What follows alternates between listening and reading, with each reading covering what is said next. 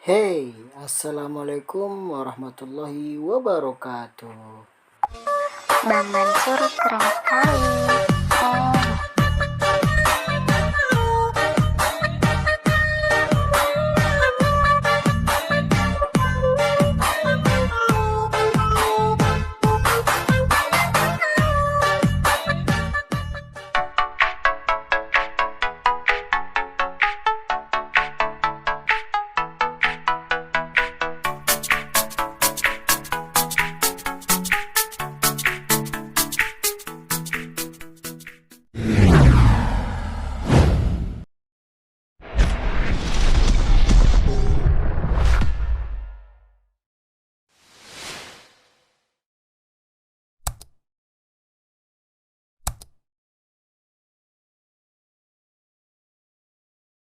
Bismillahirrahmanirrahim. Wassalatu wassalamu ala rasulillah. Allahumma sholli ala sayyidina Muhammad wa ala ali sayyidina Muhammad. Baiklah, saya dan rekan-rekan saya di sini ingin memaparkan makalah dari kelompok 13 yang berjudul Masa Keemasan Islam di Spanyol dan Kontribusinya Terhadap Barat. A. Masa keemasan Islam di Spanyol. Kejayaan Islam di Spanyol mulai pada masa Daulat Bani Umayyah II (DBU II). Berkuasa itu pada masa Abdurrahman Ad-Dakhil sampai pada masa Abdullah bin Muhammad. Namun mencapai puncaknya pada periode ketiga, yaitu masa Abdurrahman III dengan dua amirnya, yaitu Hakam II dan Hisham II. Pada waktu itu, umat Islam Spanyol mengalami kemajuan dan kejayaan di segala bidang, baik di bidang politik ataupun bidang peradaban, terutama ilmu pengetahuan dan teknologi. Islam di Spanyol disebut-sebut mencapai puncak kemajuan dan kejayaan yang menyaingi Daulat Bani Abbasiyah di Baghdad. Setelah runtuhnya DBU II, tonggak perjuangan berada di zaman Muluk At-Tawaif, Daulah Murabbitin Muwahhidin, kemudian terakhir Bani Ahmar. Saat itu pembangunan peradaban Islam tidak menentu karena kondisi politik Spanyol diselang-seling antara masa kehancuran dan kestabilan. Kemajuan yang dicapai Islam di Spanyol pada masa itu adalah satu, kemajuan intelektual. Yang pertama adalah filsafat. Minat terhadap filsafat dan ilmu pengetahuan mulai berkembang dari abad ke-9 selama pemerintahan Amir DBU II yang kelima, yaitu Muhammad bin Abdurrahman. Dan di antaranya tokoh-tokoh filsafat yaitu satu, Ibnu Masroh sebagai perintis filsafat di Spanyol. Yang kedua, Salomon bin Gabirol adalah guru pertama besar aliran Neoplatonis. Yang ketiga adalah Ibnu Bajjah, merupakan tokoh utama pertama filsafat dalam sejarah filsafat Arab Spanyol. Keempat, Abu Bakar bin Tufail, banyak menulis masalah kedokteran. Kelima adalah Ibnu Rashid, seorang filosof Muslim terbesar. Yang selanjutnya adalah sains. Ilmu pengetahuan modern seperti kedokteran, musik, matematika, farmasi, botani, astronomi, dan lain-lainnya. Di antaranya tokoh-tokohnya pada waktu itu adalah satu, Abu Az-Zahrawi, seorang tabib dan ahli bedah. Yang kedua adalah Abbas bin Farnas, termasyhur dalam ilmu kimia dan astronomi. Yang ketiga adalah Ibrahim Ibnu Yahya Naqqas, terkenal dalam ilmu astronominya. Yang keempat adalah Ahmad Ibnu Ibas, ahli dalam bidang obat-obatan. Yang ketiga adalah sejarah dan geografi. Di antara tokoh-tokohnya adalah Ibnu Jubair dari Valencia, menulis tentang negeri-negeri Muslim. Kedua adalah Ibnu Battutoh dari Tangier, mencapai Samudra Pasai dan Cina. Yang ketiga adalah Ibnu Khaldun dari Tunis yang terkenal dengan karyanya Muqaddimah. Dan terakhir adalah Andalus Ibnu Hayyan sebagai sejarawan yang pertama.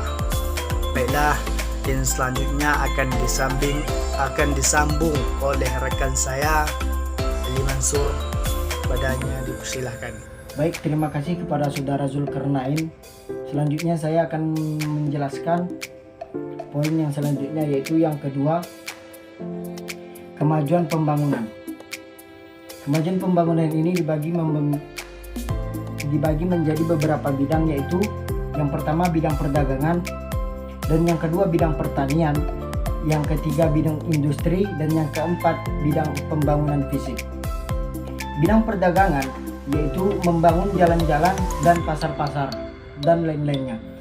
Bidang pertanian yang pertama yaitu memperkenalkan sistem irigasi kepada masyarakat Spanyol, dan yang kedua orang-orang Islam memperkenalkan pertanian padi, perkebunan jeruk, kebun-kebun dan tanam-tanaman lainnya. Adapun bidang industri yaitu tekstil, kayu, kulit kayu, logam, dan industri barang-barang tembikar dan lain sebagainya. Dan bidang pembangunan fisik yaitu pembangunan dalam fisik yang telah dicapai adalah yang pertama yaitu Córdoba, ibu kota Spanyol sebelum Islam, yang kemudian diambil alih oleh Bani Umayyah. Ini dibangun dan diperindah. Jembatan besar dibangun di atas sungai yang mengalir di tengah kota. Tanam-tanaman dibangun dan dihiasi dengan pohon-pohon dan bunga-bunga yang diimpor dari timur. Di sekitar ibu kota berdiri istana yang megah yang semakin mempercantik pemandangan, seperti Istana Az-Zahra yang dibangun pada masa Abdurrahman III atas usulan istrinya yang bernama Az-Zahra dengan mendatangkan 3 arsitek. Dan perpustakaan yang dibangun pada masa Abdurrahman III dan anaknya yaitu Hakam II pun ada di sana. Bahkan menjadi perpustakaan terbesar di Eropa pada waktu itu dengan katalog yang mencapai 44 jilid. Atas inisiatif Hakam II pula, karya-karya ilmiah diimpor dari timur dalam jumlah yang besar, sehingga Córdoba dengan perpustakaan dan universitas-universitas lainnya mampu menyaingi Baghdad sebagai pusat utama ilmu pengetahuan terbesar di dunia Islam. Dan yang kedua yaitu Granada. Kota ini merupakan tempat pertahanan terakhir umat Islam di Spanyol. Di sana terdapat sisa-sisa kekuatan Arab dan pemikiran Islam. Arsitekturnya membangun bangunan yang terkenal di seluruh Eropa. Di sanalah terdapat Istana Al-Hamra yang indah dan megah yang dibangun atas perintah Sultan Nasiriyah mulai tahun 1246 Masehi.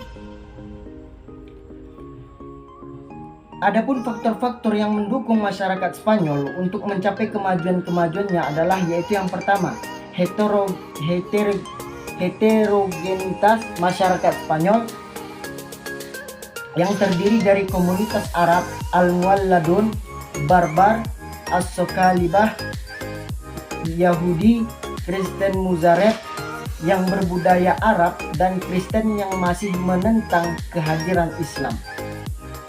Semua komunitas itu kecuali yang terakhir memberikan saham intelektual terhadap bentuknya lingkungan budaya Spanyol yang melahirkan kebangkitan ilmu pengetahuan dan peradaban di Spanyol. Dan yang kedua, adanya semangat kesatuan budaya Islam yang timbul pada pemikiran para ulama. Dan yang ketiga, persaingan antara muluk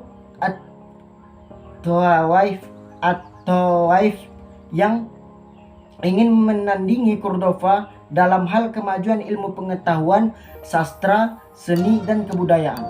Dan yang keempat, adanya penguasa-penguasa yang kuat dan berwibawa, diantaranya yaitu Abdurrahman I, Abdurrahman II, Abdurrahman III, dan Hakam. Selain dari beberapa faktor di atas, pemerintah juga memberikan subsidi yang banyak terhadap pendidikan.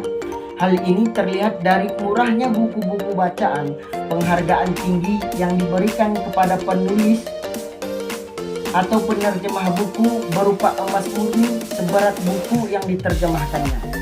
Tidak hanya itu, perintah juga memberikan subsidi untuk makanan pokok sehingga harganya relatif terjangkau bagi masyarakat dan pelajar.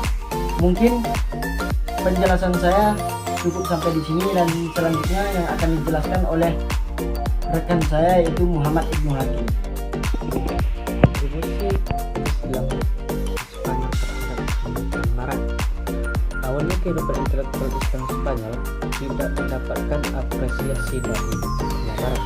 Bahkan sarjana-sarjana pun menganggap bahwa Islam tidak mempunyai pengaruh yang luas terhadap kemajuan intelektual di Eropa Barat. Mereka menduga bahwa orang Muslim hanya melanjutkan tradisi pengetahuan dan filsafat Yunani.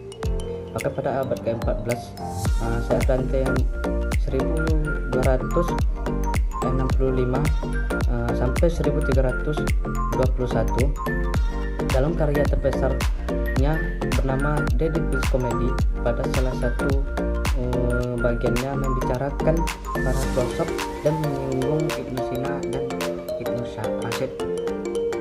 Akan tetapi pada saat yang sama, ia juga menjelaskan solusi filosof Yunani yang menyebut Aristoteles sebagai yang terbesar sepanjang yang ia ketahui. Namun pada akhirnya mereka menyadari bahwa orang Muslim telah melebarkan pengetahuan Yunani secara lebih luas dan berhasil melahirkan penemuan-penemuan baru yang sangat penting bagi kemajuan intelektual Barat.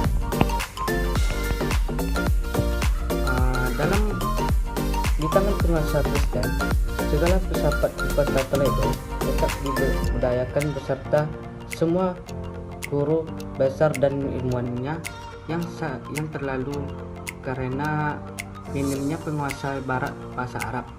Mereka diminta memakai bahasa selain bahasa Arab, atau bahasa Arab dipakai lalu diterjemahkan dalam bahasa yang mereka pahami. Bahkan untuk mempermudah penyerapan ilmu Arab, di Toledo didirikan sekolah tinggi terjemah yang dipimpin oleh Uskum Raymond. Buku-buku yang disalin adalah buku-buku bahasa Arab yang tersisa dari pembakaran. Salah satu karya lembaga ini adalah terjemahkan Al-Quran ke dalam bahasa Latin oleh Robert dari Kebon dan Herman dari Dalmatia. Dalam penerjemah yang terkenal lainnya adalah Appendent dari Ibnu Daud, bangsa Yahudi, yang menyalin buku-buku astronomi dan astrologi dalam bahasa Latin. Peranan kota Toledo bertambah lengkap semenjak umat Islam terusir dari kota Spanyol.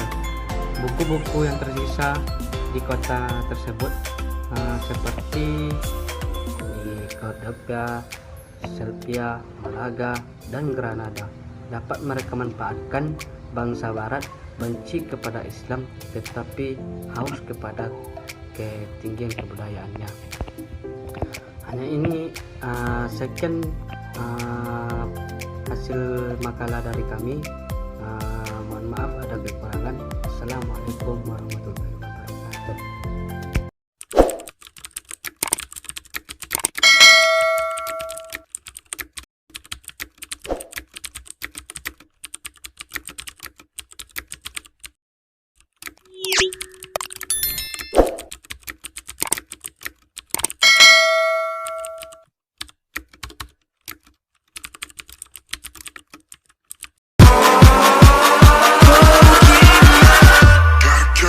Bye.